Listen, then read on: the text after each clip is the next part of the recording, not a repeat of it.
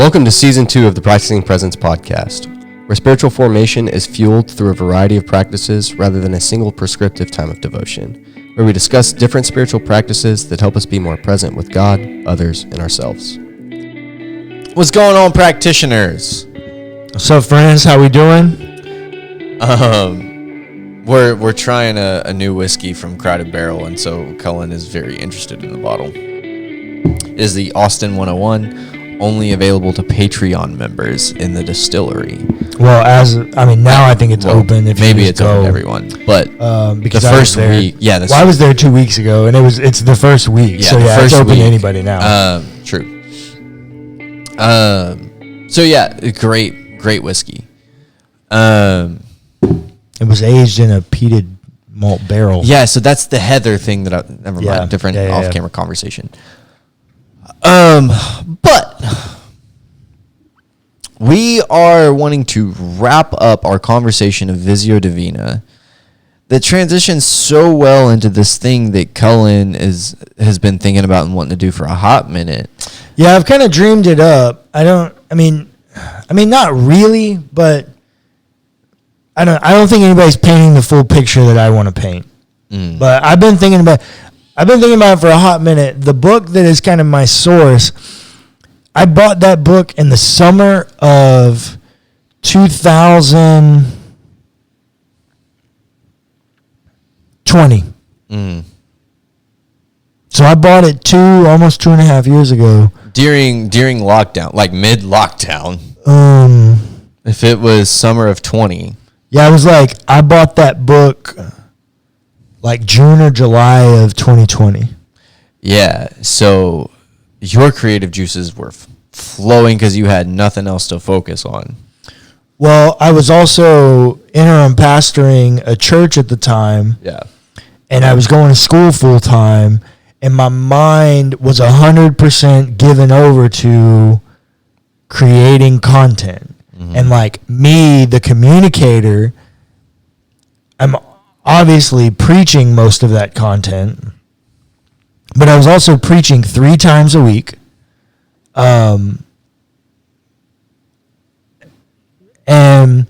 so like me being a pastor and communicator, like I naturally think about that as sacred and divine, but it also requires so much of my own creativity and my own view on the world and the way in which I read texts and tell stories, that it's like a creative process and journey, right? I mean, like I start every sermon on a storyboard. It is very much so a creative process for me.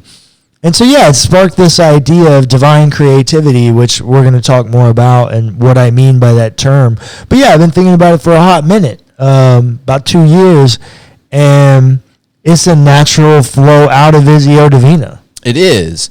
Well, in the way that we've been talking about Visio Divina as like divine vision, looking at things as the way that we believe God would look at things. Yeah. Right? Divine vision, seeing divinely. You have to be able to see to create, correct? I don't know. Hold on. Conceptually, you have to see. Yeah, you have to be able to envision. Yes, envision. There you go. You have to be able to picture it before you in order to make it. Correct. You have to see the thing. You can be a blind person and still create beauty. Have I talked about the Patch Adams thing and this Visio Divina thing yet? I don't think so. You ever seen that movie, Patch Adams, Robin Williams? Give me a plot line. So I'm not a movie person. I know you're not, but it's a very popular movie. Although, to be fair, I hadn't seen it until a few weeks ago. It's a fantastic movie. One of Robin Williams' like classics. So it's based on a true story. A real guy named Patch Adams who was so depressed and wanted to kill himself. He checked himself into a mental ward, like a psychiatric hospital. And inside he realized that the care he was getting was jack because he was looked at as like problem first, like we were talking about yesterday. He was looked at problem first. And he ended up looking at the person first and like creating joy in their lives, making them laugh, and realizing that that actually helped their issues more, was just bringing in joy. That's a rule for life, friends. Correct. So that's why I threw that in there. And then he goes on to be a doctor. Yeah. Okay. He leaves the hospital and he goes to med school. Super non-traditional student, right? But he goes to med school and just does fantastic and creates this like nonprofit thing where it's all human first and trying to bring joy. It's very awesome. This is a real thing. Like, this thing actually exists in the world, but Robin Williams tells that story. But in this story, this is a thing that like kind of persists. It's a smaller element of the movie, but it kind of persists through the movie. Starting in the psychiatric hospital, he meets this guy who was so successful, just so brilliant, that he loses his own mind. He loses his mind? Mm-hmm. The brilliant guy? Yeah. He's just so brilliant and so full of like ideas and essentially like thinks too much learning has driven you insane. Yeah, absolutely. Like, this is what's happened. Okay. Or at least what they believe has happened. Okay. He's walking around. His thing is, he shows up, he picks up 4 fingers. And his thing is, this is the thing he's trying to get everyone to see. He asks, how many do you see? How many fingers do you see? Everyone answers as 4. But before Robin Williams realizes, or Patch Adams, Robin Williams in the movie, realizes that there's got to be something more to this. Because he gets mad every time that somebody says there's 4 fingers. Like, there's only 4 fingers on your hand. He takes that a step further and says, what are you seeing that I don't see? And this man says, look beyond the problem. You're looking at what is here. You're not looking at what is in between. So if you unfocus your eyes, when you look at these 4 fingers and look beyond it, focus on the thing in the distance, you see 8. If you are looking at the 4 fingers when somebody asks you how many, because you're looking at the problem. Yeah, because the far sighted versus the nearsighted, when you look beyond it, it's going to double. Correct. Yeah. That is the greatest thing that I can come up with to talk about what we mean when you and I have been having a conversation about Visio Divina. Yeah, it's looking beyond the problem.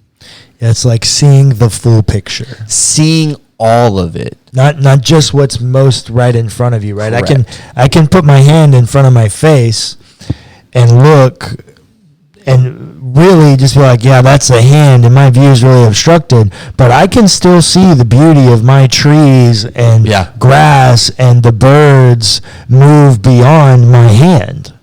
There is things beyond what we can see. Isaiah 55, 8, and 9. Yeah, this is fair, and this is how I think it should be talked about. Correct. This is how I think it should be talked about, is that there's a picture larger than what you see. And the way that I talk about this is, this is a little bit of a rabbit trail, but like Bruce Almighty, you ever seen that movie?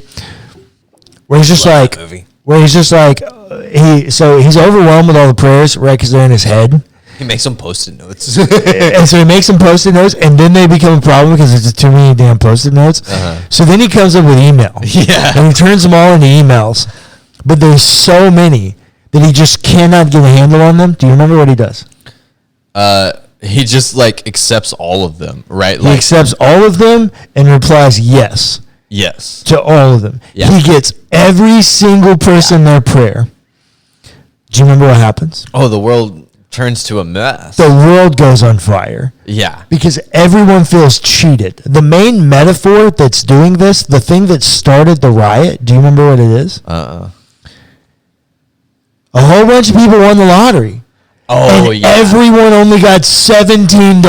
Yeah. And so they thought they'd been scammed and decided to try to turn the world upside down. Yeah, that's right. I do remember. That's wild. Sometimes seeing the bigger picture is also understanding that God does see the bigger picture, and he can't always give you a yes. Yeah. That. Yeah, God can't always give you a yes. The world has to work in perfect balance. Yeah. And Visio Divina is part of finding that balance, because without viewing the world through beauty, divine beauty, one of a couple of things can happen, right? I mean, this is one of the reasons I stopped watching television and I refuse to watch the news, and that's why I read it all, is because nothing but the bad things that happen in the world. Your mind's not designed to be able to process all of that bad trauma that fast. It desensitizes us. If you don't ever see the beauty in the world, you'll become a very terrible human being. Yeah. You'll be miserable. But the other thing is, if you never see the beauty in the world, you never get the joy of the world. Yeah.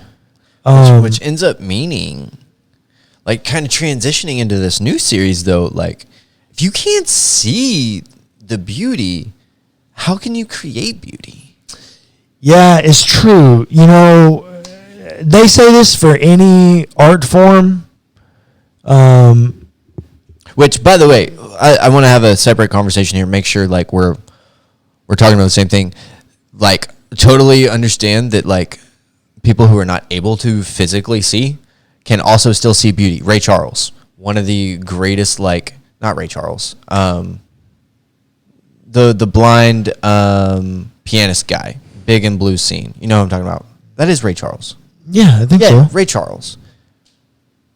Man created beautiful things without being able to see. So, well, like, Beethoven's also deaf. Oh yeah, heard that too. So like your senses do not define your ability to create beauty. This is not an ableistic conversation. No, I just wanted to go ahead and set that as a standard. Yeah, not at all. Like, if you're impaired in any way, like, you are still able to create and create beautiful things. For sure. Before that interjection, you asked me a question. Do you remember what it was? I do not. I apologize. I don't either. Divine creativity. It's this strange... I remember what I was going to say. I don't remember what your question was, but I remember what I was going to say. Is I say this about any art form, or they say this about any art form, and I consider myself an artist. Mm-hmm. Communication is an art form. Writing is an art form. And so I consider myself an artist and a creative. And what they say about creating beauty, that was your question, is how do you create beauty if you can't envision it? Yeah. You can't. Correct. And so what they tell you is, if you want to get better at your craft, there's only two things you can do. Do it. Yep. Do your craft. And appreciate people's work who are better than you. You know what they told me when I told somebody that I wanted to be an author and I wanted to write? You know what they told me to do? Go read good authors. Yeah. Just read good prose. Because you can't, it's very rare that someone can, let me rephrase, you can't create what you can't envision. Correct.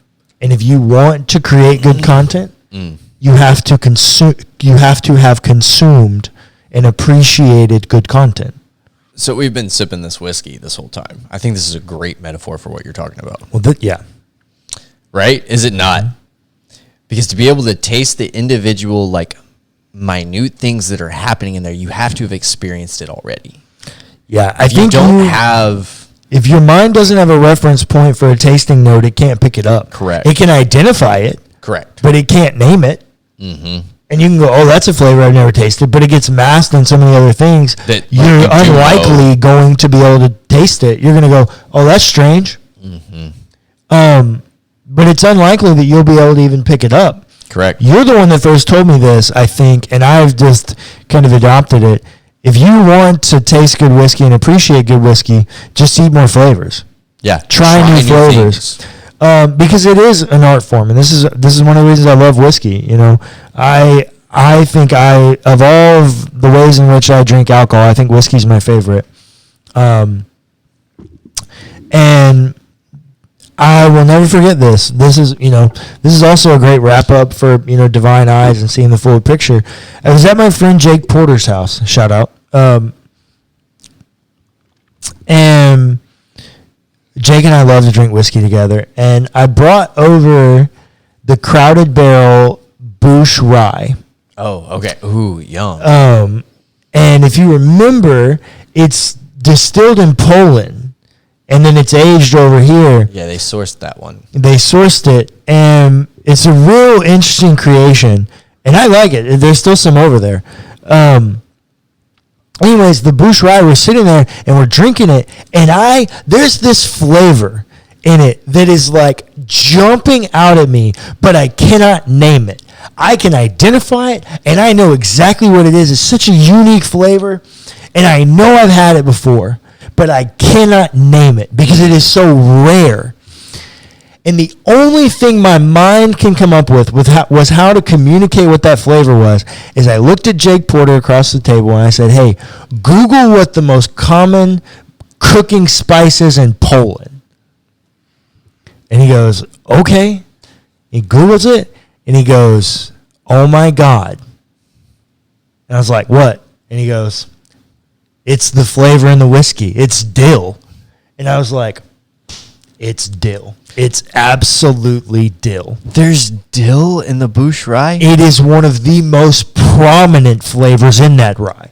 I have to try this again. You've tried it before. No, I have to try it again. Okay, we'll try it off camera. Yeah. Oh, that's the thing. That's the thing. Is like, sometimes you don't see it unless you just shut up and listen to other people too. Yep. Seeing beauty is also listening. It's hearing. It is being able to take a step back and let other people speak into a situation to help you find the beauty beyond the problem. Yeah. And so like there's that element. God, which if you can't see the beauty in the problem, how can you create beauty in problems? In times, well, in so situations. This is another thing, and we'll talk about this on Divine Creativity.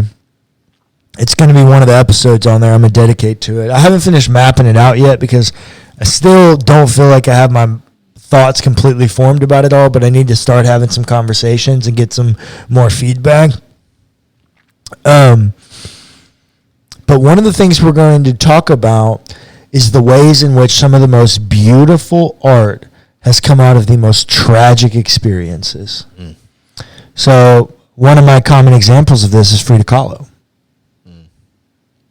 Why would she be an example of some of the most beautiful things coming out of such tragedy? Because her art is like 90% self-portraits because she was paralyzed and lived in a bed her entire life and had a mirror put on the ceiling so that she could paint herself. Yeah. It's beautiful trauma. Like, some of the most beautiful works of art have come out of the most traumatic experiences. Part of seeing beauty in the world and living with Visio Divina is waking up each day and making the choice to say, I'm going to view the world searching, seeking, longing to see beauty. Visio Divina is not something you're going to walk outside and naturally see. Yeah. You're going to walk outside and say it's hot. You're going to walk outside and turn the corner and see the dumpster of trash. On the way to your car, you're going to step in dog shit. It's not easy to look at the world through divine vision. It's a choice that we make. And it's a choice that we make to look around and see the beauty in the world and the creativity of each person that it took to make that beauty, to create that beauty. And perhaps it's the goal/journey of the human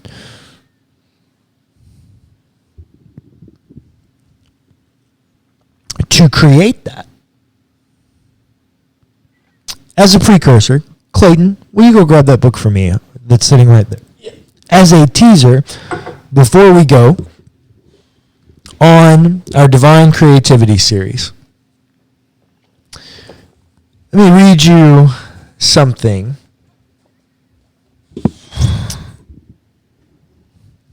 from this book.